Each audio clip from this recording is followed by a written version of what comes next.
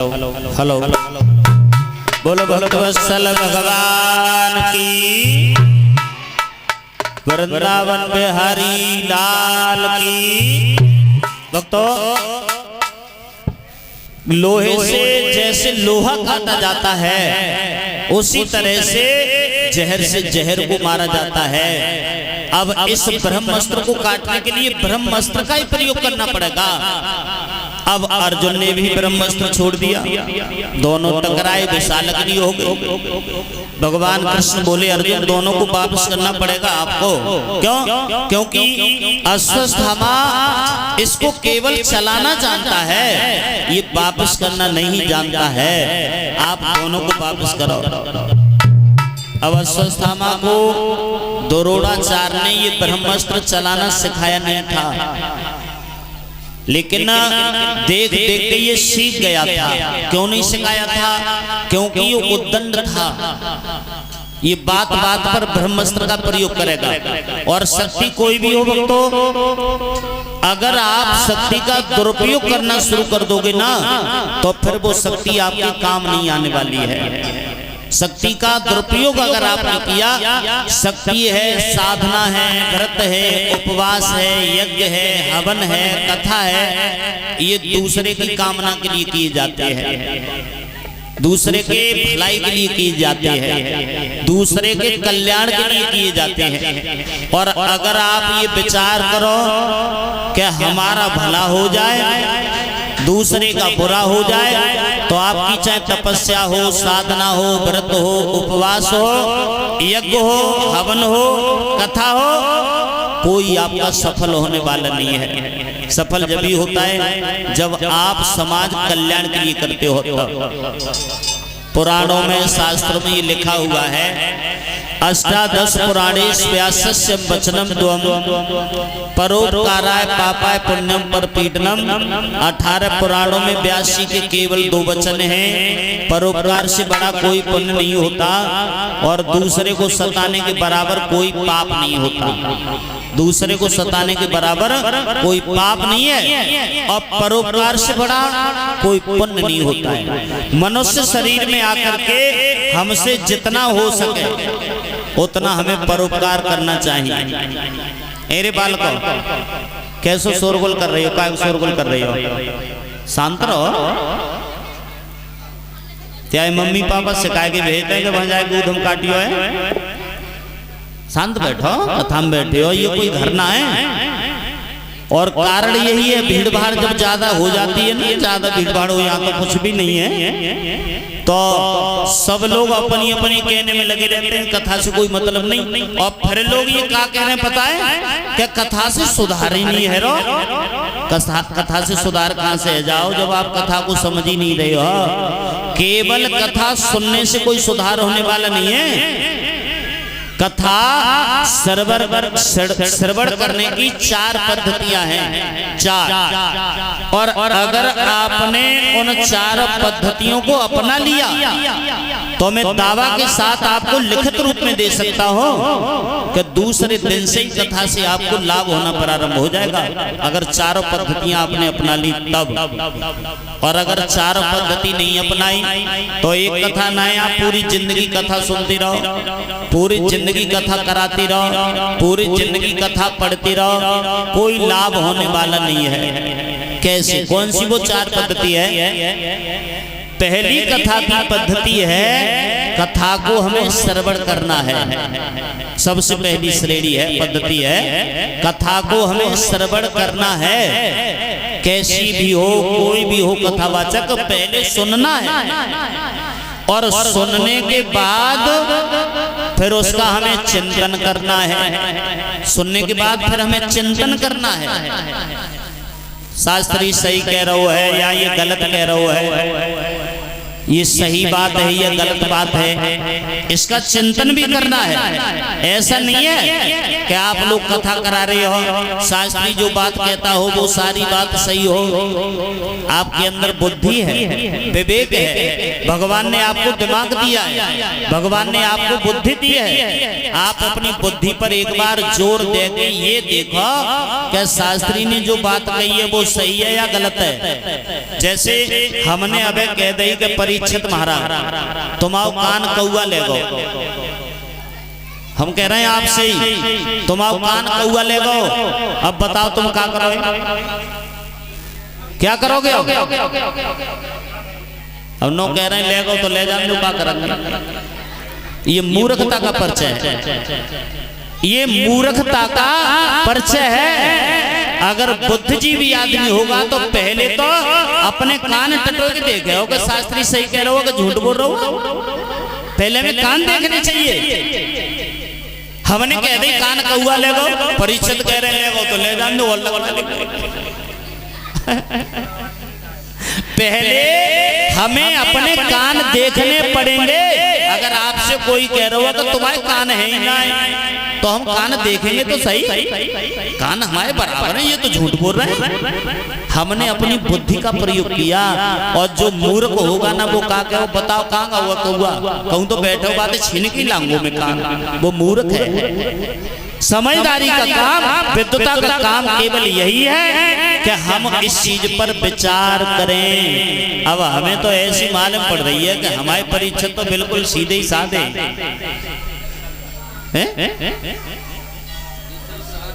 क्या पल्ले कुछ पढ़ रहा हुआ, हम कह रहे हैं सो करना है, पढ़ रहा हुआ अच्छी बात है, पढ़ना चाहिए। देखो दूसरी पद्धति सोचना है, और तीसरी पद्धति ये है कि उस चीज को हमें अपने जीवन में उतारना है। सुनने के बाद विचार करना है, फिर जीवन में उतारना है, और जीवन में उतारने के बाद में फिर उसके अनुसार हमें काम करना है। अगर ये चार पद्धतियां आपने अपना ली तो दूसरे दिन से आपको कथा से लाभ होना प्रारंभ हो जाएगा।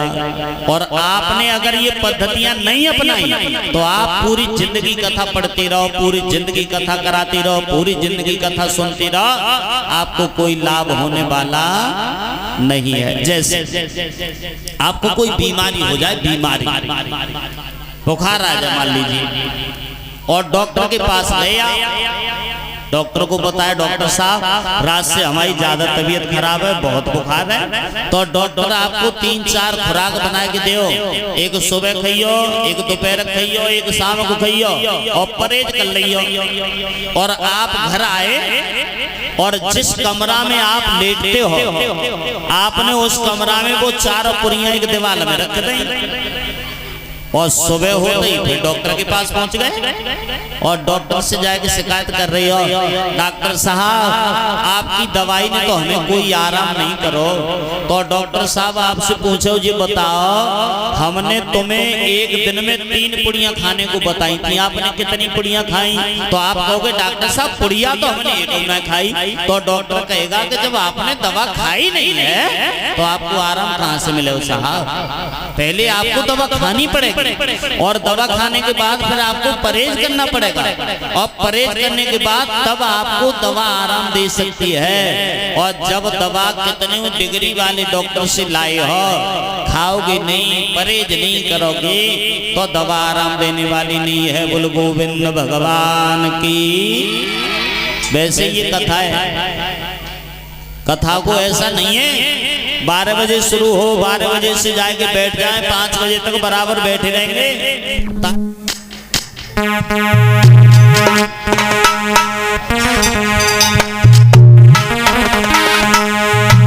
भीम ने तलवार उठाई और जवाब दिया, ओरे कमीना कि ओ नीच कमान तान फिर भी